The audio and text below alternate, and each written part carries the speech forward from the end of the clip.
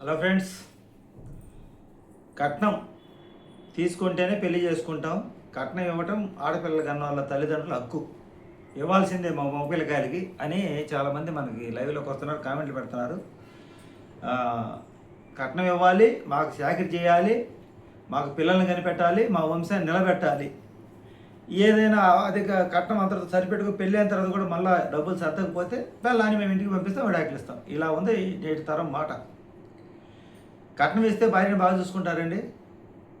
నా మ్యారేజ్ అయ్యి 33 సంవత్సరాలండి. మా అత్తగారి దగ్గర నుంచి నేనేం తీసుకోలేదు. ఆ రోజు పెళ్లి కూడా నా ఖర్చుతో చేసుకున్నా. మా భార్యని అడగండి ఎలా చూసుకుంటున్నాను ఏందనేది చెప్పిద్ది. ఏమే మా ఆవిడని అడగండి, చెప్పిద్ది. వాళ్ళ అమ్మా నాన్న నుంచి ఏమో నాకు సపోర్ట్ ఉందా అడగండి. ఎప్పుడన్నా మీ అమ్మా నాన్న గొడవలు తీసేయటం కానీ ఏమన్నా పండగల పబ్బాలు పిల్లడం కానీ ఎప్పుడన్నా జరిగిందా? లేదు. 33 సంవత్సరాలండి. నీకు హాస్పిటల్లో బాగాలేప్పుడు వచ్చి 1000 రూపాయలు చేతిలో పెట్టడం జరిగిందా? నా చెయ్యి దెబ్బ తగిలినప్పుడు కానీ, నా కాలు గడ్డ ఆపరేషన్ చేయించినప్పుడు కానీ, 2 కళ్ళు ఆపరేషన్ చేయించుకున్నప్పుడు కానీ, ఎంతెందుకు మొన్న గర్భసంచి ఆపరేషన్ చేయించుకున్నాను కదా. చెయ్యి దెబ్బ తగిలి ఉంటే ఇంట్లో పని చేయడానికి మా అమ్మాయి 10th చదువుతుంది. మా అమ్మాయి స్కూల్కి పోవాలా, ఇంట్లో నా పని చేయడానికి కుదరదు.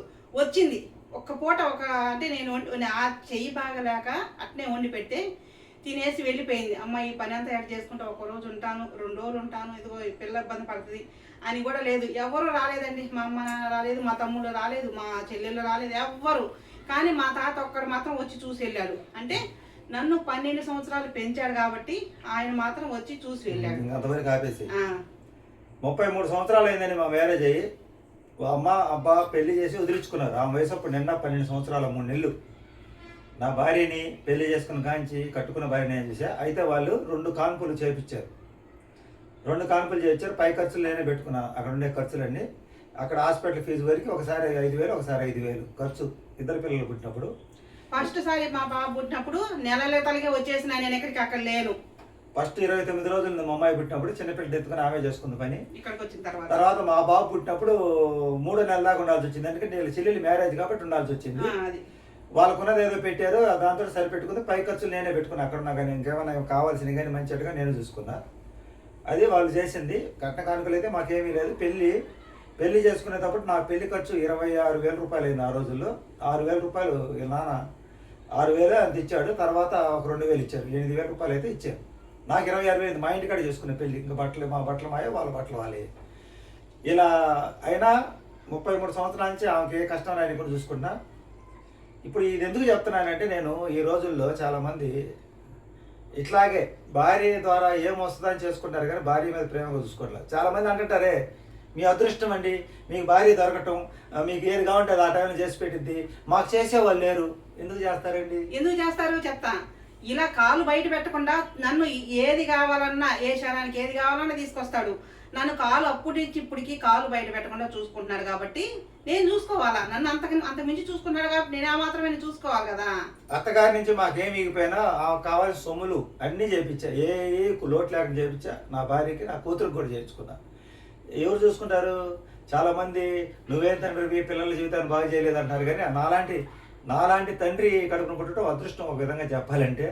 అత్తగారి నుంచి ఏం ఆశించకుండా ఉండే నాలాంటి అల్లుడిని మా అత్తగారు నన్ను గౌరవంగా చూడరు. ఎందుకంటే తన కూతురికి ఏం లోటు లేకుండా చూసుకుంటాను కాబట్టి మనం అంటే అసూయ వాళ్ళకి. సరే, ఈ మ్యాటర్ ఇలా పక్కన పెడితే ఒక అతను, ఇది కథ. అతను రెస్టారెంట్లో వంట మాస్టర్గా చేసేవాడు. రెస్టారెంట్లో పని చేసేవాడు కాబట్టి ఊరు పిల్లనివ్వకపోతే వాళ్ళ అమ్మ వాళ్ళ నాన్న ఏం చెప్తారంటే మీ మేనత్త కూతురుని చేసుకోమని చెప్తారు. వాళ్ళకి బాగా ఆస్తి ఉంటుంది, ఒకటే కూతురు, అమ్మాయి పల్లెటూరు. అయితే మేనత్త కూతురుని చేసుకోమంటే నేను చేసుకుని అంటాడు. నువ్వు ఇతనికి రెస్టారెంట్ ఇప్పటికైనా రెస్టారెంట్ పెట్టాలి, నేను 4-5 రెస్టారెంట్లు పెట్టి పెద్ద ఓనర్ కావాలి అని కలలు కనేవాడు అనమాట ఇతనికి. కానీ ఇతని దగ్గర డబ్బు లేదు. మంచి పని నేర్చుకున్నాడు, ప్రావీణ్యత నేర్చుకున్నాడు. నేర్చుకున్న తర్వాత తల్లిదండ్రులు చెప్పారు నీ కోరికలు నెరవేరాలి, పట్టణంలో నువ్వు రెస్టారెంట్ పెట్టాలంటే పల్లెటూరులో ఉన్న మీ మేనత్త కూతురుని చేసుకో, నీకు అన్నీ కలిసి వస్తాయని చెప్తారు. వాళ్ళ సదుద్దేశంతో తల్లిదండ్రులు చెప్తారు. ఇతనికి ఆలోచన చేస్తాడు, నేను ముందు సక్సెస్ అవ్వాలంటే పెళ్లి చేసుకోవాలని చెప్పి పెళ్లి చేసుకుంటాడు. పెళ్లి చేసుకున్న తర్వాత అతని పేరు రంగయ్య, ఆమె పేరు మంగమ్మ. రంగయ్య మంగమ్మ కథ. ఇది కథ. ఈ రంగయ్య మంచివాడే, మంచి గుణానికి మంచివాడే. మంగమ్మ కూడా మంచిదే. పెళ్ళి అయిన తర్వాత పట్టణానికి వస్తారు, రెస్టారెంట్ పెట్టడానికి అక్కడ ఇక్కడ అప్పు చేసి ముందు రెస్టారెంట్ స్థాపిస్తారు. మంగమ్మ కౌంటర్లో ఉంటుంది, రంగయ్య వంట చేస్తా, కొంతమంది పైవాళ్ళని పెట్టుకుని ఇద్దరు కష్టపడతారు. రెస్టారెంట్ బాగా డిమాండ్ అయ్యి సెంటర్ కాబట్టి బాగా పెరిగి పెద్దది అవుతుంటుంది. ఇంకా ఇక రంగయ్యకి ఏం ఆలోచన కలిగిందంటే, పేరు రంగయ్య అని చెప్పింది, రంగయ్యకి ఏం ఆలోచన రంగయ్యకి ఏం ఆలోచన కలిగిద్దంటే, మనం ఇంకొక రెస్టారెంట్ స్థాపిస్తాం ఇంకో సెంటర్లో అని చెప్పి భార్యకి చెప్తాడు. ఇప్పుడు డబ్బు ఎలా అండి అంటే, ఇప్పుడు మనం నీ పేరు మీద ఉన్న పొలం ఉంది కదా, మీ అమ్మగారు ఇచ్చింది, మీ అమ్మ మీ నాన్న కూడా చనిపోయారు కదా, మీ అమ్మగారు ఇచ్చిన పొలం అక్కడ ఊర్లో ఉండి ఇల్లు అమ్మి మనం అక్కడ పోయేది లేదు పెట్టేది లేని మంగమ్మకి చిన్నగా నమ్మ బలికిచ్చి ఇదంతా నీ కోసమే చేసేదని ఆ ఉన్న పొలం ఆ ఇల్లు మొత్తం ఆ పల్లెటూరులో ఉంది మొత్తం మంగమ్మ పేరు మీద ఏం లేకుండా రంగయ్య మొత్తం అమ్మిస్తాడు. ఇది అమ్మిన తర్వాత రంగయ్య ఇంకో రెస్టారెంట్ స్థాపిస్తాడు. ఆ రెస్టారెంట్ స్థాపిస్తే అది కూడా బాగా సక్సెస్ఫుల్గా నడుస్తుంటుంది. ఇప్పుడు ఇప్పుడు ఈ లెక్కలన్నీ చూసుకోవడానికి, 2 సార్లు చూసుకోవడానికి నమ్మకమైన మనిషి కావాలి. వంట వాళ్ళు కాకుండా కౌంటర్లో నమ్మకమైన మనిషి కావాలి, చదువుకున్న వాళ్ళు కావాలి. కౌంటర్లో అమ్మాయి ఉంటే, ఎవరైనా లేడీ ఉంటే బాగా ఆకర్షకంగా బాగుంటారు కాబట్టి లెక్కలు కరెక్ట్గా ఉంటాయి కాబట్టి మంచి అందమైన అమ్మాయిని ఒక లేడీని ఎంప్లాయీగా పెట్టుకుంటాడు. పెట్టుకుంటే ఆమె డబ్బు అన్నీ ఉంటాయి, ఆమెకి కాలక్షేపం కోసం చేరిద్ది అనమాట. అక్కడ రెస్టారెంట్లో అందమైన అమ్మాయిని ఈ రంగయ్య ఈ మంగమ్మని అడిగి పెట్టుకుంటారు.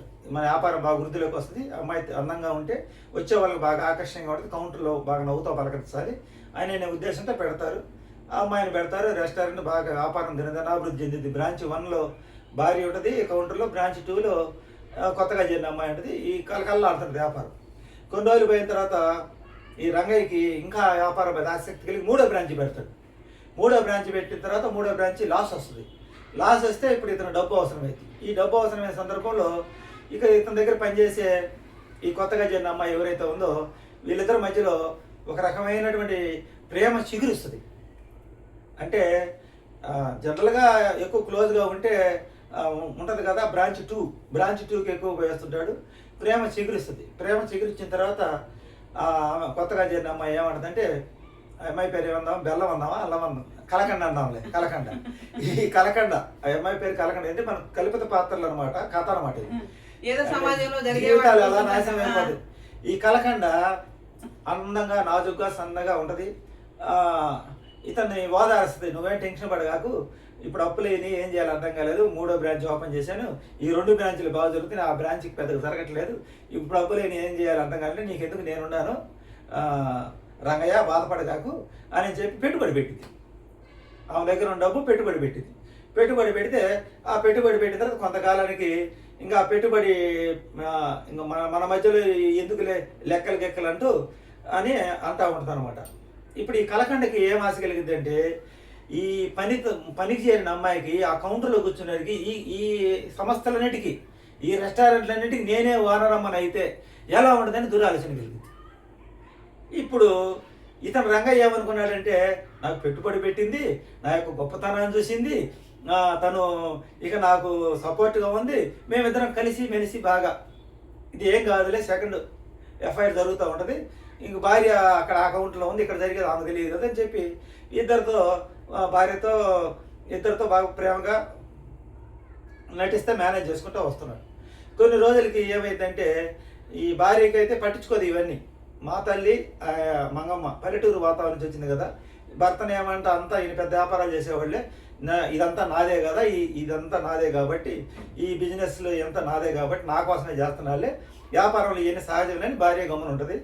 ఇంకా కొంతకాలానికి భార్యకి అనారోగ్యం వస్తుంది, మంగమ్మకి అనారోగ్యం వస్తుంది. మంగమ్మ తల్లిదండ్రి వాళ్ళ తరఫు ఎవరు ఉండరు. మంగమ్మకి అనారోగ్యం వచ్చిన తర్వాత రంగయ్యని చూపించమంటే, ఇప్పుడు మనం బిజీగా ఉన్నాం, కొత్త బ్రాంచ్లు ఓపెన్ చేస్తున్నాము, ఈ బిజీ లైఫ్లో మనం అటు ఇటు హాస్పిటల్ చుట్టూ తిరిగితే కుదరదు, ఏదో ట్యాబ్లెట్లు మెడికల్ షాప్లో ట్యాబ్లెట్లు తెచ్చి వేస్తూ ఉన్నాడు. ఇలా కొంతకాలం గడిచిపోయింది.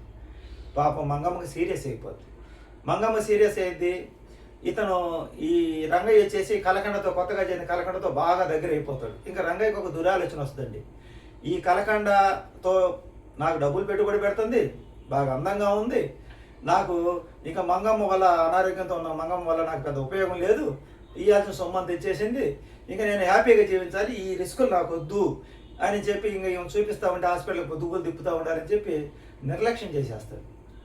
ఎందుకు నిర్లక్ష్యం చేస్తాడు? రంగయ్య మంచివాడే, కానీ కలకండ కొత్తగా వచ్చే కలకండ రుచికి ఇతని భార్య మీద ఉన్న ప్రేమ పోయిద్ది, భార్యాభర్తల మీద ఉన్న ప్రేమ. మధ్యలో వచ్చిన వ్యక్తే ఎప్పుడైనా కుటుంబాన్ని నాశనం చేస్తాయి. అతను ఏం చెప్తాడు, మన వ్యాపారం వృద్ధి కోసం తెలియకల్ల అమ్మాయిని పెట్టారని భార్యకి చెప్తాడు. ఆ అమ్మాయి తెలియకలదే. ఆ అమ్మాయి కూడా మంచివాడైనా ఇక్కడ మాయ మాటలకి లొంగి దెబ్బతింపోతాడు. ఇంకా ఆ అమ్మాయి ఏం చేస్తుంది, ఈ